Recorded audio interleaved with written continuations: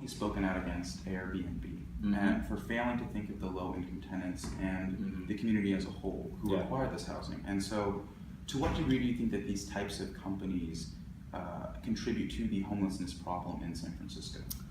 I don't know if it's homelessness per se, but I think what Airbnb is doing is that it's exacerbating the housing crisis. And the way that it does that is that it's impacting our housing stock. It's taking housing away from, units away from the housing stock and turning them into essentially hotel rooms.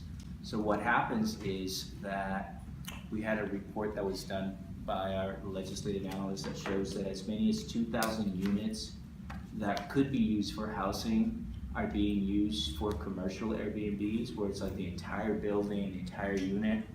And what happens is that exacerbates the housing crisis because it means less housing is available, which in turn makes housing more expensive, and so that does lead to housing, being less of an option to people. So in that sense, it's an indirect impact on homelessness, but it does have an impact on the house. Some of the units that are doing Airbnb are unregistered, so they're breaking the law. And if you force people to register, then people really have to kind of be transparent about what they do, and they can't, break the rules the way that's happening right now.